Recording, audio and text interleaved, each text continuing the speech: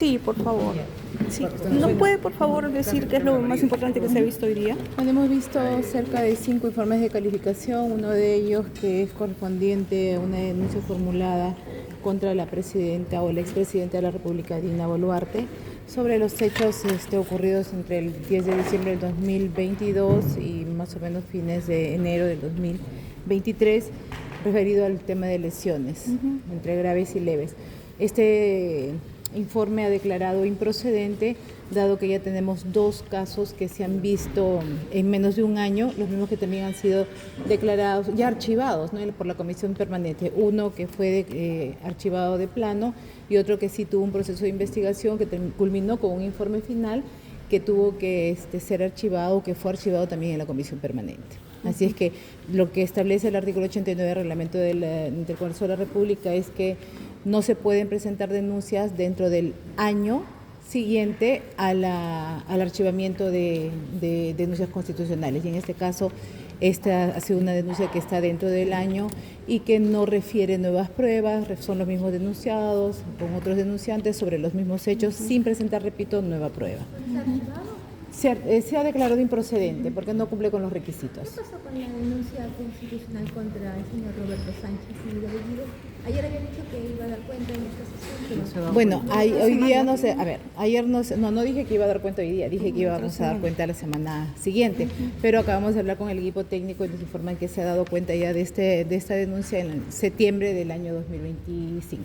Ya se ha dado cuenta de lo que está pendiente ahorita es el informe de calificación. O sea, ¿se votó a favor? No, solamente se da cuenta, quiere decir que hemos informado de la presentación de esa denuncia, que se presentó en enero del 2025, dimos cuenta en septiembre, cuando yo ya estaba como presidenta, y lo que está pendiente es el informe de calificación, que es lo que vamos a determinar ya con el equipo técnico de la subcomisión, para ver qué es lo que corresponde. ¿Para cuándo tendrá este informe de calificación? Voy a tener que conversar con el equipo técnico para ver, hacer la evaluación. Obviamente ese es un trabajo que corresponde a los abogados que conforman el equipo técnico de la subcomisión de acusación. ¿En qué plazo preliminarmente podría tener ese? 10 días hábiles.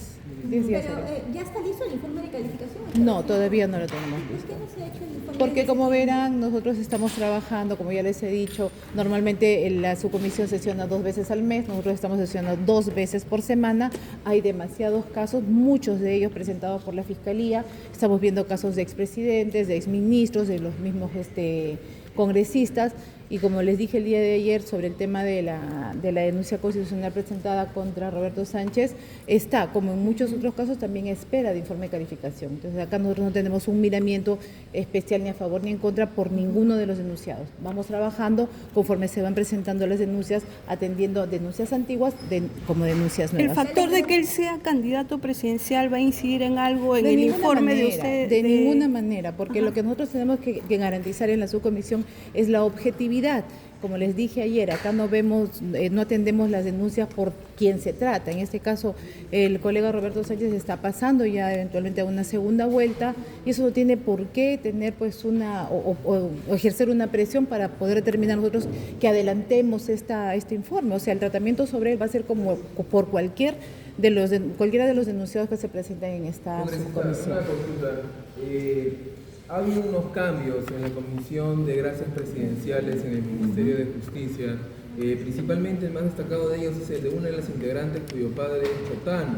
Se señala o se especula, para ser más concreto, de que se vendría un indulto a favor del señor expresidente Castillo. ¿Usted estaría a favor? No, de ninguna manera. O sea, de lo que nosotros tenemos que tener plena certeza es que el expresidente Pedro Castillo está preso con una sentencia que ha sido apelada por haber intentado dar un golpe de Estado a nuestro país, o sea, un atentado directo contra la democracia del país. Entonces, ello de ninguna manera, ningún presidente, tenga simpatías o no por el expresidente Castillo, debería indultar cuando lo que se cometió pues es un atentado directo. ¿No están haciendo actos preparatorios para este indulto con esta modificación en la Comisión de Gracias? Lo que yo, es un criterio muy personal, obviamente si es que no se cuenta todavía con una sentencia firme, no correspondería un indulto. Sabemos que esta sentencia de Pedro Castillo ha sido apelada, ¿no? Ha sido apelada y que hoy en día el abogado que tiene él es el señor Domingo Pérez. Entonces, particularmente pienso que si Pedro Castillo se desiste de su apelación, sí estaría con todo el derecho de poder de repente ser sometido a un indulto. Entonces hay que tener mucho cuidado con ello, porque lo que está frenando el indulto, que es una gracia presidencial, es el hecho de que no tengamos todavía una sentencia firme. Pero si Pedro Castillo desiste de la apelación y procede ya la sentencia a quedar firme, sí estaría cumpliendo. Entonces hay que tener muchísimo cuidado y exhortarle y pedirle al presidente Balcázar que de ninguna manera podría él otorgar este indulto a una persona que ha afectado directamente a la democracia o que ha intentado afectar directamente a la democracia del Perú. Ese tipo de hechos no podrían ser indultados, no podrían ser perdonados, ni mucho menos olvidados por la población peruana. El señor Roberto Sánchez dice todo lo contrario, congresista. ¿Perdón? Esta variación en los integrantes de la Comisión de Gracias. Bueno, podría ser, son especulaciones, podría tratarse de que de repente están allanando el camino para un posible indulto. Repito, como congresista, como ciudadana peruana, también hemos sido afectados nosotros por este golpe de Estado, que si no se dio no fue porque no tuvo la voluntad Pedro Castillo, no se dio porque las Fuerzas Armadas no respaldaron esta situación. Entonces, en ese sentido, exhortamos, y con todo derecho, como peruanos, al presidente Balcázar que de ninguna manera siquiera tenga la mínima intención de ejercer este indulto, porque bueno, pues la población peruana no lo permite. Congresista Camones, quien sí... contradictorias sobre respecto a la compra de chalecos antibalas para la policía. Hay versiones contradictorias sobre la compra de chalecos antibalas para la policía. De acuerdo a la República, que se basaría en un informe de la Contraloría, señala que se pagaron 7 millones de soles por chalecos que no cumplen los requisitos técnicos y que están por eso tirados en los almacenes del Ministerio del Interior en la época en que Juan José Santibáñez, que fue candidato de APP, era ministro del Interior. Ahora, según el Mininter, en un comunicado, dice que sí se han entregado. Quiero saber si usted estaría a favor de citar al ministro del Interior justamente por ese tema, porque los chalecos antibalas, digamos, pueden ser la diferencia entre la vida y la muerte por un Claro que sí. Si hay situaciones que están pues siendo objeto de cuestionamientos, lo que corresponde es invitar al ministro del Interior para que nos dé las respuestas que como congresistas y a través del Congreso tenga también la población y bueno, pues transparentar. Si existen pues, algunos indicios de la comisión de posibles delitos, ya en todo caso la Contraloría se encargará de formalizar pues no esta denuncia. Congresista, otra pregunta en materia electoral. El señor Roberto Sánchez, candidato por Juntos por el Perú, sostuvo una entrevista en un streaming local y él ha indicado de que no va a seguir o no se allanaría a una hoja de ruta. Además de que también está apostando por el desarrollo humano, pero no por el desarrollo económico. ¿Usted cree que es una mala decisión, una mala estrategia de campaña o la postura es criticable? Bueno, son las posturas que van a tener en este caso los dos candidatos, tanto Keiko Fujimori como Roberto Sánchez. Las posturas les corresponde evaluar a todos los ciudadanos. Los ciudadanos somos los que vamos a elegir entre uno u otro candidato.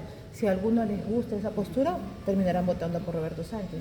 Si algunos no, terminarán de repente votando por la otra candidata. ¿Qué le parece ¿no? esta postura? Porque lo que dice también el señor Roberto Sánchez es que va a ir por un cambio de la Constitución, va a ir por una asamblea y va a ir por la liberación de Pedro Castillo. Bueno, el cambio de la Constitución ya hemos visto nosotros que es una retórica de la izquierda. No estoy yo de acuerdo con ello, obviamente se respetan las propuestas, pero finalmente me ratifico en lo que digo, va a depender mucho de la población para poder determinar qué planes de gobierno son los que más le convienen al Perú y sobre lo que propone, eso sí, con todo respeto para el colega Roberto Sánchez, el indulto de Pedro Castillo es lo peor que le podría ocurrir al país. Ahora, el tema es que también, o sea, materialmente tampoco se podría, ¿no? Porque el cambio de constitución tendría que pasar por el Senado y materialmente es imposible. Así es imposible, en todo caso pues hay que estudiar bien las propuestas y si tienen pues un sustento jurídico. Ahora, con el tema y de si la son hoja- viables también. Con el tema de la hoja de ruta, disculpe que le estoy insistiendo tanto, en el año, por ejemplo, cuando fue la campaña electoral del señor Ollanta Humala, sí se planteó el tema de la hoja de ruta, justamente hubo un movimiento hacia el centro del candidato nacionalista. Parece que esta vez no va a ocurrir, parece que se mantiene más bien en una posición radical. Bueno, ha ocurrido mucho también con muchos candidatos que en campaña decían una cosa y cuando ya estaban ejecutando su gobierno era totalmente distinta, ¿no? Entonces en campaña muchas cosas se dicen y no necesariamente son cumplidas cuando ya ganan las elecciones. Así es que esperemos que gane quien gane, pues mantenga pues sobre todo la economía, la paz social, que se respete a la Constitución y que no se afecte pues el tema de la estabilidad económica que hace muchísimos años está teniendo el Perú. Así es que corresponde a la población peruana elegir y elijamos por el bien del país. Muchas gracias. De su comisión, ¿cuáles son los informes que se han aprobado? Porque ya la legislatura termina el 15 de junio, ¿qué tanto se va a poder avanzar? Todo lo que podamos, todo lo que podamos. Tenemos informes que se están declarando improcedentes para su archivo, tenemos la próxima semana audiencias de 2 o 3 casos de exministros, expremieres, actuales congresistas. No recuerdo caso específico, pero sí corresponden las 2 audiencias del ex premier Otárola. Hay una que también está de la ex premier también Mirta Vázquez con el congresista Guido Bellido. Y pues vamos avanzando, o sea, hasta el último día nosotros vamos a trabajar en todo lo que nos corresponde. Congresista. No, la legislatura termina el 15 de junio y hay que entender que la subcomisión de acusaciones constitucionales pertenece a la comisión permanente y eso, independientemente de que la legislatura termine el 15, nosotros podemos proseguir. Congresista, había hoy día una denuncia, creo, contra el señor Villena, contra Luz Pacheco. ¿Cómo quedó esa denuncia? Se ha declarado improcedente. Improcedente. Se ha declarado improcedente. Muchísimas gracias. Gracias. Feliz Día de la Madre. Igual, gracias.